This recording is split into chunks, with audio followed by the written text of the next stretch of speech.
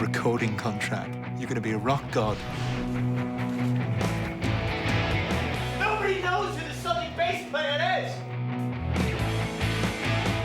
Charlie's understanding of drive shaft and Dom, the actor's understanding of drive shaft, is slightly different. So I think Charlie thinks that his band are a little bit more important than they actually are. He's under the impression that his first album was kind of like Oasis's first album.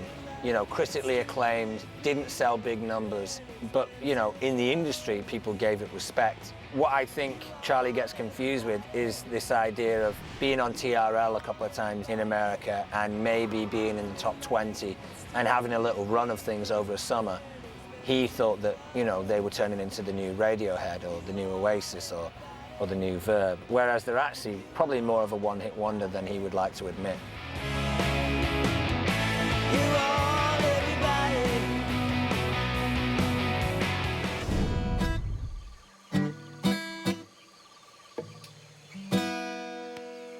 I based Charlie initially with his mood. He kind of has an English Jim Morrison type thing going on, but he's a bit of a scallywag.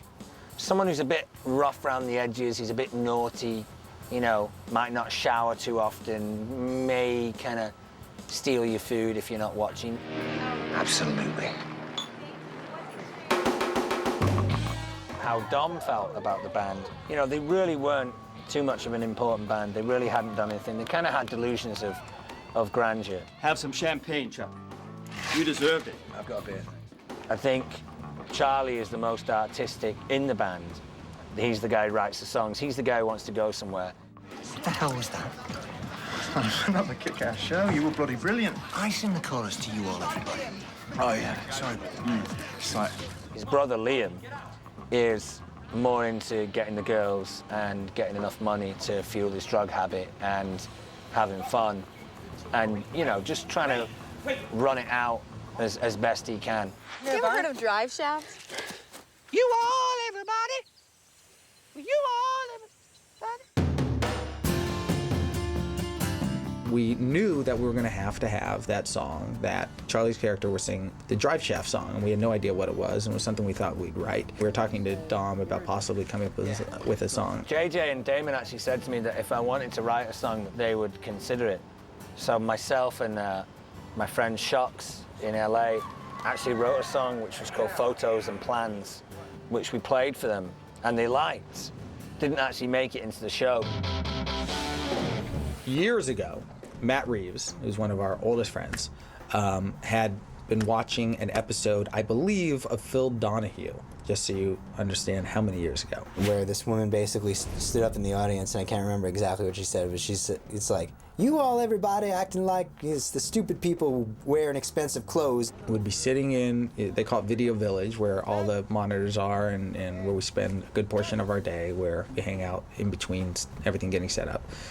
Non-stop would be saying, you all, everybody, acting like it's the stupid people wearing the expensive clothes. And everybody would crack up. It's like, what does that even mean? What is it, you know? So it was just like, you all, everybody. Like, it just became sort of an inside joke. So one of the things is we kept saying, like, JJ, we have got to write, you know, what Drive Shaft's song is. At one point, in a delirious stupor, we realized we had said it so many times that had to be the song. And on the spot, with Dawn, our script supervisor, we wrote down all the lyrics of You All Everybody. Then on the day that we were shooting, Charlie and Kate and Jack walking up, and Charlie first starts humming it to himself. And Kate's like, where do I know that song from? You know, that was the day that the sort of melody was generated. JJ, like, kind of hummed a tune to it. JJ was just sort of sitting, goes, you all, everybody. You all, everybody. He's like, just do that, you know, and that was it. I based the voice in the pilot on when Prince puts on his female voice for when he sings, like, If I Was Your Girlfriend on Sign of the Times. He kind of affects this female voice. And Beck does it as well. You all, everybody. You all, everybody. So I just thought, well, I'll have a laugh because I don't really know what this song's going to be, so I may as well do the harmonies, which is why it became this, you all, everybody, which actually isn't, you know, what it eventually became in episode 5, The Moth. You all, everybody. You all, everybody.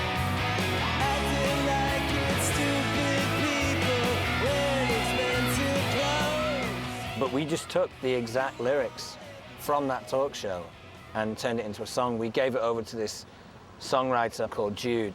Jude is this amazing local LA singer-songwriter who I'd first heard of him because he had a song on the City of Angels soundtrack. And him and his band just, you know, brought together this kind of Oasis-esque, ocean color scene-y, you know, not great but not bad tune. We needed a song and we needed a specific kind of tone and rhythm, and the next day he came in with it and it was great. It was this like perfect pop song. So we knew if we wanted a catchy song, Jude was the guy to go to.